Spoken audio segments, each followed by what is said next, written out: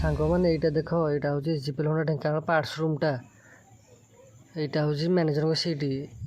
ଏଇଟା ହେଉଛି ଆମର କାଉଣ୍ଟର, ମାନେ ବାହାର ଲୋକ ଯେଉଁ ପଟେ ଜିନିଷ ନିଅନ୍ତି ଏପଟେ ବିଲିଂ କାଉଣ୍ଟର ବି ଅଛି। ସେପଟେ ଏଣ୍ଟ୍ରି କରିକି ଜିନିଷ ନିଅନ୍ତି ତାଙ୍କର ବାହାର ପାଇଁ। ଏପଟେ କାର୍ଟୁନ୍ ରଖାହେଇଛି। ଏପଟେ ପାର୍ଟସ୍ ଗୁଡ଼ାକ ଦେଖ, ଏଠି କେବୁଲ୍ ଗୁଡ଼ାକ ଆରପଟେ ବିମ୍ରେ ରଖାହେଇଛି। ଗ୍ରିପ୍, ତାପରେ ରେସର, ତାପରେ ଅଲଗା ଜିନିଷ ସବୁ ରଖାହେଇଛି। ମିଟର କଭର, ଏରା ସବୁ ସବୁଠୁ ଜିନିଷ ଯିବ ତ ଏଇଥିପାଇଁ ଖେଳାକି ରଖାହେଇଛି। ଏପଟେ ହେଲମେଟ୍ ଅଛି ସାମ୍ନା ପଟେ। ଏୟାର ଫିଲ୍ଟର ଗୁଡ଼ାକ ଦେଖ ତଳେ ପଡ଼ିଛି। ଏପଟେ ଭାଇଚର ଆକ୍ଟିଭାର ଭାଇଚର। ଏପଟେ ଶିବୁ ଆମର ପ୍ୟାକିଂ କରୁଛି ସବୁଠୁ ଲୋକ ଜିନିଷ ଯିବ ଭୁବନକୁ। ଭଲ କି ଦେଖ, ସେ ପ୍ୟାକିଂ କରୁଛି। ସେ ଯେଉଁ ହେଲମେଟ୍ ଗୁଡ଼ା ନଥିଲା କି, ଏରା ସବୁ ସେ ଆଣିକି ପ୍ୟାକିଂ କରେ। ତାପରେ ରେଜିଷ୍ଟର ଲେଖା ଭୁବନ, ଦେଖ ଭୁବନ ଖାତା। ଏଇଟା ଏମିତି ରେଜିଷ୍ଟର ଲେଖା ହେଇକି ଏଣ୍ଟ୍ରି ହେଇକି ଏଇପଟେ ଏମିତି ଜିନିଷ ଯାଉଛି।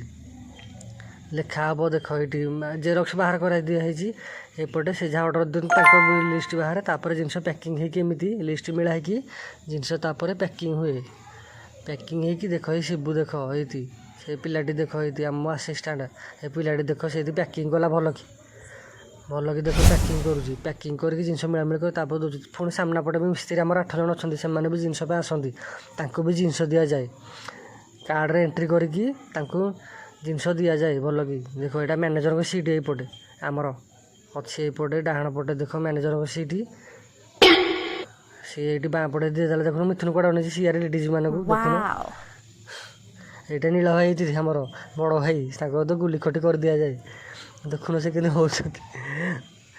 ଏଇ ବଡ଼ ଭାଇ ସିଏ ଆମର ଯେ, ତାଙ୍କ ସହିତ ଟିକେ ଗୁଲି ରସ ଲାଗେ। ସେ ଆମ ସହିତ ଲାଗନ୍ତି, ଆମେ ତାଙ୍କ ସହିତ ଲାଗୁ ଆଉ। ହଁ, ସାମ୍ନା ପଟେ ଅନେଇଛନ୍ତି ଆଉ। ଦେଖୁନ ମୁଁ ଭିଡ଼ିଓ କରୁଛି ବୋଲି ସେ ଲାଜେଇ ଯାଉଛନ୍ତି ଆଉ, କିଛି କହୁନାହାନ୍ତି କ୍ୟାମେରାକୁ। ଏମିତି ମଜାକ ଟିକେ ହେଇଯାଏ ତାଙ୍କ ସହିତ। ଦେଖ କେମିତି ହେଉଛନ୍ତି ପୁରା ଚାମିଲି ଆଉ।